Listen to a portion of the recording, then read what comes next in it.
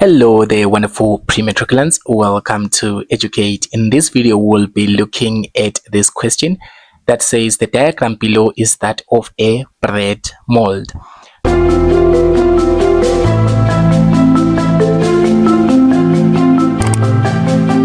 So basically, this is a bread mold in a macroscopic world, the bread mold that you are used to. Most of the times when you leave your bread in a damp area, when you leave your bread in an area that is wet and whatnot, you usually find your bread developing these spots here that are dark and whatnot. This is known as bread mold. But you, as a science learner, you need to be more curious on what is actually this bread mold. Is it an organism? Is it a plant? Or what is it? Actually, what is causing uthile? So basically, this is the structure of a bread mold. So you are seeing it in your bread, but actually it looks like something like this. It actually looks like a plant, almost like a plant, but it does not belong to the kingdom Plantae. 13.1 says, identify the kingdom of the diagram above. Since I've said that this thing, this bread mold, is not a plant, is not an animal, it does not belong to the kingdom Plantae or Animalia, yet it belongs to this kingdom that is known as the fungi. So it is a fungus. So 13.1, we're going to identify this and we say this is the kingdom fungi. So the bread mold, it is this one that you find on your bread when you leave it in a wet area. That's how your bread will look like. It's the kingdom fungi. Now give the letter and the name of the part that. So now we need to go ahead and make some labels for this a bread mold of ours. So basically, the bread mold in scientific terms is known as the rhizopus. So it's a rhizopus. I usually call it a rhizopus or rhizopus, is still the same thing. So now to label this, we need to remember that for the bread mold to be able to stick on the bread, because this is actually looking like a plant, and it's almost like a plant. So for it to be anchored, for it to be sticking on this bread, it uses this thing that looks like roots. Okay, these things, they look like roots, but they're not really roots. Okay, but axona. Okay, they look like roots, and they actually are the ones that cause this whole structure to stick on the bread. It's more like they are gluing the structure to the bread. They are gluing the bread mold to the bread. These structures or these roots, these false roots, they are known as the rhizoids. So basically, these are the false roots, but they are known as the rhizoids. So they are not really roots, but we say that they are false roots. We say that they are false roots, or they are otherwise known as the rhizoids. They are the ones that are responsible for gluing or for sticking this fungus or this rhizopus or this bread mold on top of the bread. Okay, and then now we go to C. C, you can see it's a structure that kind of looks like it's horizontal. So this structure that looks horizontal, that kind of branches out horizontally from the bread mold, it is known as the stolon. So this is known as the stolon of a bread mold. The stolon of a bread mold, it is used for the mold to expand horizontally. How does it expand horizontally? Basically, let's just say the mold started here. The bread mold started here. It developed here at this region, the one that I'm painting in maroon here. Let me just highlight it again. So this region here, that's where the bread mold started. Let's just say it started here.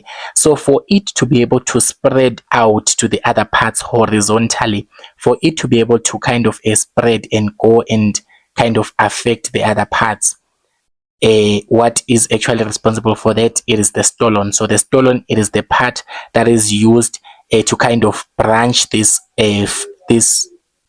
mold horizontally.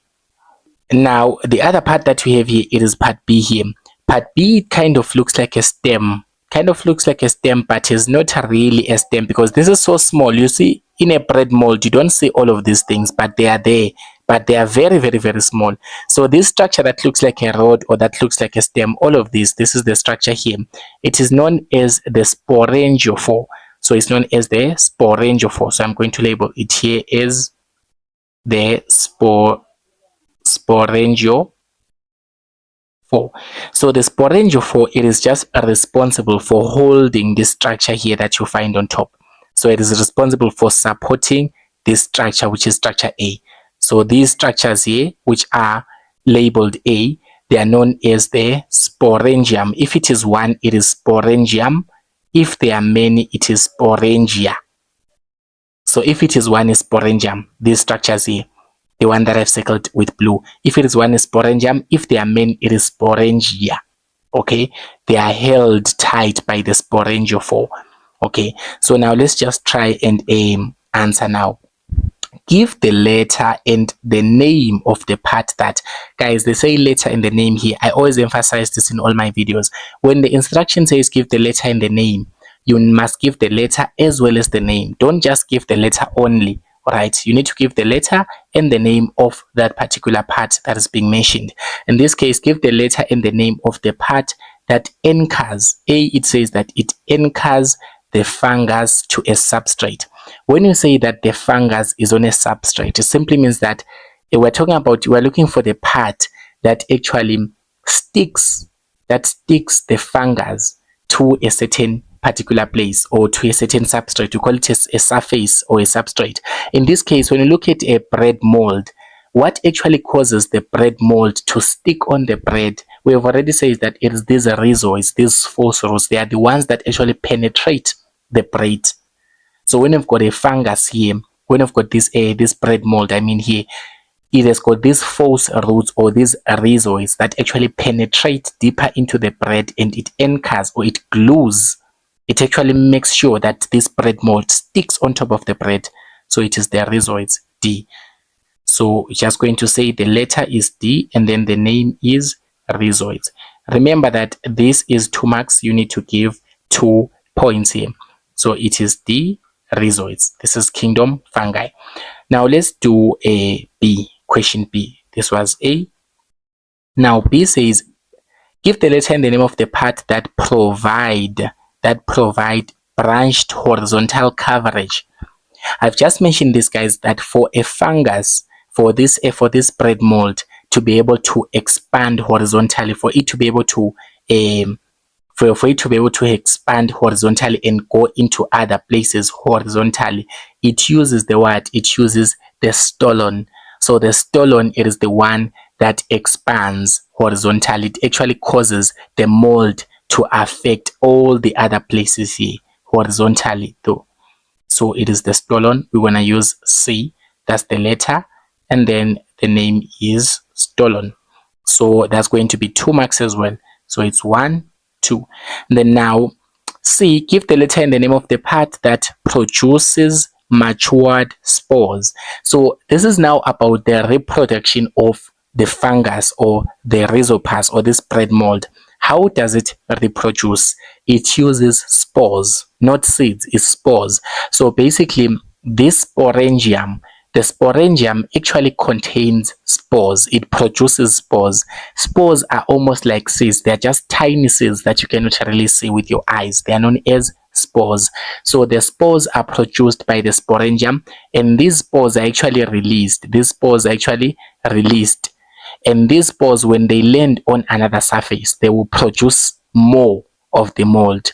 So they kind of look like seeds. You know that when you put a seed underground, what will happen? It will start growing into another new plant, right? So similarly here, the spores that are produced in the sporangium of the bread mold, they are the ones that will go and kind of become like seeds.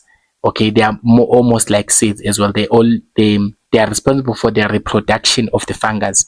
So the spores, they actually go to another bread surface and they will actually grow some new bread mold as well that will do the same process. So the part in this diagram that produces the matured spores, it is the sporangium, and we give that the label A, and we say that this is sporangium. This will also be another 2 marks. So please make sure that you get the entire 2 marks by writing the letter and the name, making this total 7.